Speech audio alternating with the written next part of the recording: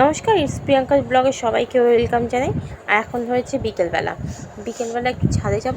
Mister ভদ্র বাড়িতে আছে, তার কারণ মিস্টার ভদ্র পায়ে তো লেগেছে, পায়ে ব্যথার কারণে তো অফিস যেতে পারিনি, তোমাদেরকে তো আগেই বলেছি। তাই ভাবলাম একটু আদা চা করি। মিস্টার ভদ্র তেমন একটু খেতে চায় না বিকেলবেলাটা। আগে সকালবেলাটাও আমি একটু আদা চা খেতাম, আদা চা বা দুধ চা। এখন গরম পড়ে গেছে, তাই জন্য একবেলাই করে দিয়েছি আদা চাটা। তাই বিকেলবেলাটাই বিকেলবেলা বলতে সন্ধ্যেবেলার দিকে খাই। কিন্তু আজকে একটু ভাবলাম মিস্টার ভদ্র বাড়িতে, তাই একটু ছাদে গিয়ে আড্ডাও হবে আর চাটাও খাবো। তাই চাটা নিয়ে চা নেব, তাই ভাবলাম তো একটু চা দিই। এমনি দুধ খাবে পরে সন্ধ্যের সময়, তাই ভাবলাম তিনজনে মিলে একটু চা খাই। আর শাশুড়ির জন্যও করে রেখেছি। আর এই দেখো আমরা উপরে চলে এসেছি, তো এর জন্য কুরকুরে এনেছি, কিন্তু ও আর চা খাইনি। এই দেখো ও কুরকুরেটাই খেয়েছে। আর ছাদটা দেখো প্রচণ্ড গরম, তাই মিস্টার ভদ্র আবার মাদুর আনতে গেছে, মাদুর পেতে বসবে। তাই আমি মিস্টার ভদ্রের সাথে গল্প বলছিলাম। তো 2-3 দিন অফিসে যায়নি, আর ভিডিওটা যখন এডিট করছি দেখতে দেখতেই না 2-3 দিন চলে গেছে। আর তো দেখো কী করছে ও ছাদে আসলেই এরকম একটু খোলামেলা পায় তো, আর খেলা শুরু করে দেয়। আর ও চায়ের ওটা সরাতে বললাম, সরিয়ে দিল। আর মিস্টার ভদ্র তোমার মাদুরটা আনতে গেছে, ওই জন্য এখন দেখা যাচ্ছে না। আর মিস্টার ভদ্র পায়ে প্রচণ্ড ব্যথা হয়েছে, ব্যথা থাকা সত্ত্বেও দেখো মাদুরটা নিয়ে এসছে।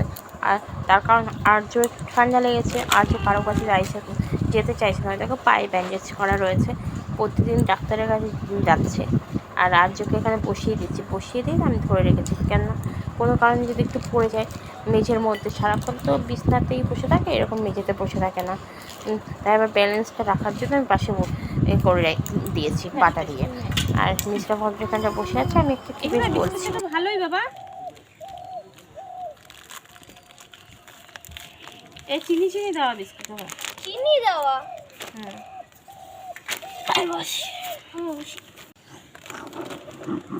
এবার কুরকুরে। আর তোমরা দেখতে পাবে মিস্টার ভদ্র তো সহজে ক্যামেরার সামনে আসতে চান না, একটু পোজ দিয়ে চাটা খাচ্ছে। দেখো এরা কি দারুণ বলছে। আর আমি এখানে কি বেশ একটা বিরিয়ানি বা কিছু একটা এরকম গল্প করছিলাম। তো মিস্টার ভদ্র কি একটা বেশ বলছিল, না বিরিয়ানির কথাটা পরেই হয়েছে। তো একটা চা, যে বিস্কুটটা খাচ্ছে ওই বিস্কুটটা বিস্কুটটা বেশ ভালো খেতে, ঘরে অনেক দিন ধরেই পড়ে রয়েছে। আমার এক যা আছে সে যা তোজোকে দিয়েছিল, তো সেই কারণেই সেই নিয়ে কথা হচ্ছে। বাড়িতে না কয়েকটা দিন থাকলে তো মনে হয় যেন সময় এমনিভাবেই চলে যায়। আর যে কটা দিন মিস্টার ভদ্র বাড়িতে থাকে মনে হয় যেন প্রতিদিনই রবিবার, যেহেতু রবিবার দিন থাকে তাই মনে হয় প্রতিদিনই না রবিবার। আর এই দেখো তোজো এবার এসছে, তোজো চা খায়নি, কুরকুরেটাও পুরোপুরি খায়নি, ও দুষ্টুমি করতে ব্যস্ত হয়ে পড়েছে। তা যাই হোক, চাটা লাস্টে আমাকেই খেতে হয়েছে। আর মিস্টার ভদ্র ফোনের দিকে দেখছি কেমন লাগছে তাকে, দেখো। আর নিচে যাব, নিচে গিয়ে তোজোকে দুধ দেবো। তো সকালবেলা আর বিকেলবেলাটা না ছাদে বেশ ভালোই লাগে, বসন্তের সময় পিঠে হাওয়াটা দেয় আর পাখিদের যে আওয়াজটা বেশ ভালো লাগে। তো আর কি একটা কথা বলছে আর আমি হেসে যাচ্ছি। বেশ ভালোই মজার ভাবেই কাটছিল এই কটা দিন। তবে আর্যর শরীরটা ভালো না, ওর একটু ঠান্ডা লেগেছে। কিছুদিন আগে আমাদেরও ঠান্ডা লেগেছিলো, আমাদের ঠিক হয়ে গেছে। কিন্তু আর্যর ইমিউনিটি পাওয়ারটা কম, তো ছোটো তো। আর এখান থেকে আর্য আর নিচে বসবে না, আর তোজো বদমাইশি করছে, তাই মিস্টার ভদ্র আবার একটু বকে দিচ্ছে আর আমি আর্যকে আদর করে দিচ্ছি। ছোটো তো, ওকে আদর করতে খুব ভালো লাগে দেখো। আর আজকে ওকে একটু ছাজু করে দিয়েছি, সুন্দর করে ছাজু করে দিয়েছি। আর আমি ওকে আদর করছি আর ও খিলখিলিয়ে হাসছে। আর মিস্টার ভদ্র ওখানটা বসে আছে। আমাদের সম্ভবত চা খাওয়া হয়ে গেছিলো, মনে নেই ঠিক, মনে হয়ে গেছিলো। আর দেখো আর ক্যামেরার দিকে কীভাবে তাকিয়ে আছে। আর না ছোটোবেলা থেকেই ক্যামেরায় বেশ সুন্দরভাবে পোজ দেয়। দুটো বিরিয়ানি আনলে তুমি চা খেতে খেতে এখন বিরিয়ানি খাবার ছাদে বসে?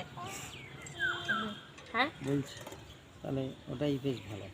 তারপরে খরচা কম, মটন আর হালকা মটন বিরিয়ানিটা নিয়ে আসা হবে। হ্যাঁ, মানে তার রান্নার খরচাও কম হলো, খাটনি কম হলো, টেস্ট আর খেতেও পারলে তিন বেলা খেতে ভালো লাগবে।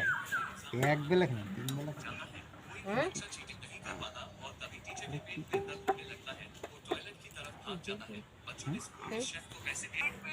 তুই কেউ নিয়ে নাও, তুই কেউ শুধু নিয়ে নাও।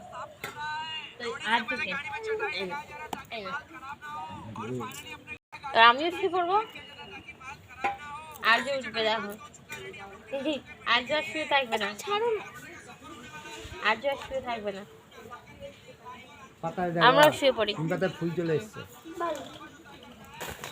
নিম গাছে তো ফুল আসবে এখন, এখন সব ফল হবে। এখন কিন্তু এই গাছের পাতাটা আবার খাওয়া হলো না।